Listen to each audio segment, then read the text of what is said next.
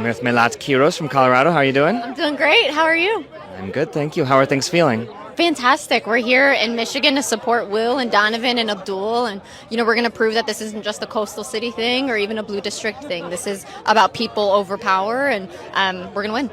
What have you made of that narrative? There's been people both in Congress, there's been people, of course, in the media that suggest that this kind of movement that's being built is, it might work in New York or even Denver, but it's not going to work in places like Michigan, Ohio, Iowa. Even Michigan's Alyssa Slotkin suggested as much just the other day.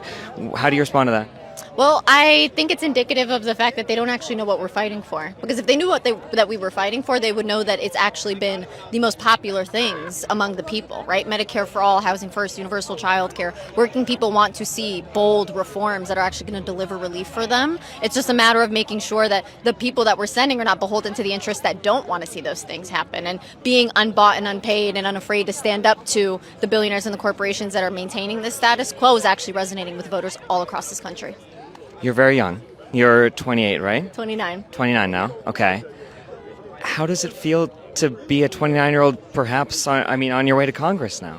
It's interesting for sure. This isn't where I would have thought I'd be, a few years ago. But, the stakes are just that high, right?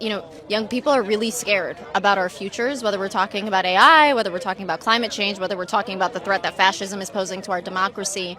Our generation is the one that saves the least out of everybody because we're convinced that there isn't going to be a future for our generation. And so with the stakes being that high, we are willing to fight at every single level. And we're not waiting for our turn. We're not asking for permission. We're just taking the power where the people are granting it to us. And we're fighting for the things that are resonating not just for our generation, but every generation in this country. What do you feel like exactly you and your fellow compatriots on your way to Congress are building? We're building a movement. Right? A movement of the people.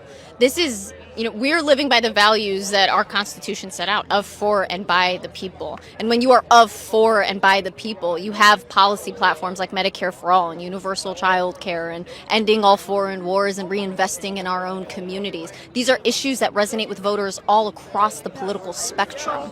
And if people want to see a real change, this is the movement that is going to fight for them. And if anything at all, the money out of politics piece is the one that resonates everybody. It's like 90% of the country wants to get big money out of our politics. And we are the candidates that are saying no to those corporate and special interests. And because of that, the voters know, even if they don't agree with us on everything, that we are fighting with integrity and that we're fighting for them.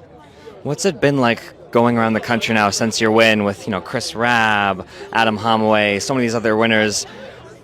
What has that kind of been like as you guys have been notching more and more wins as you go? Yeah. It's incredibly fun, right? Every single district, every single state has their own character and their own particular struggles. But in some ways, it's very, very similar to the campaign that I was running, right? These are all people that are struggling with a housing crisis, with a healthcare crisis, with student loan and medical debt crisis, right? We are fighting for all of the same things because the things that we are fighting for are integral to our own human rights. And it's not going to discriminate based on what district or what state that you live in. What we're fighting for are universal rights that go across the entire country. And so to be able to be in movement with these incredible candidates and to be here in a state where it's going to be really, really critical to making our case to not just the party, but to the entire country, I'm just really honored to be here.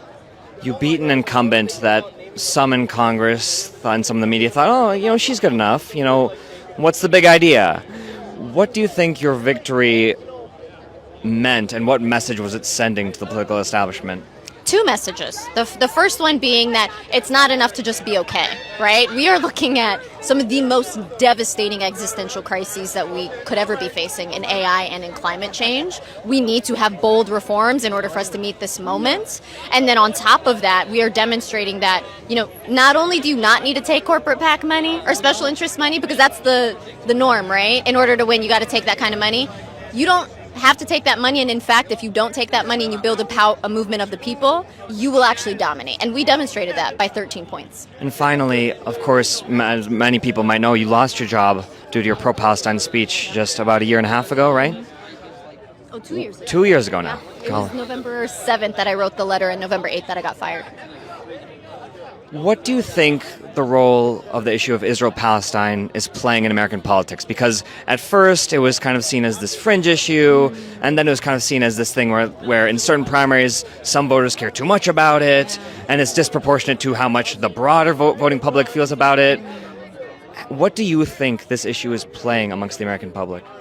I think this is an issue where voters are demonstrating their own agency again, right? The genocide that we are seeing in Palestine was very similar to the genocide that I watched in Ethiopia. It's very similar to genocides that are happening in Sudan and the Congo because, they all operate from the same playbook. But what's happening in Palestine is literally on the backs of our tax dollars. It is based on the complicity of the United States government. And the voters are realizing that they actually do have some kind of power that they can demonstrate to say that I do not want my tax dollars funding this genocide. And they're voting for candidates that are being bold and unapologetic about their solidarity with the Palestinian people and making sure that those tax dollars are being spent here, where we have 1 in 6 kids that are hungry, where we have tens of thousands of Americans that die every year from not having health care access. So I really think that this is the moral question of our time, and I think voters are demonstrating that we are meeting this moment, and it's time for the party to catch up with us. Milad Kiros, thank you so much. I appreciate it. Thank you for having me.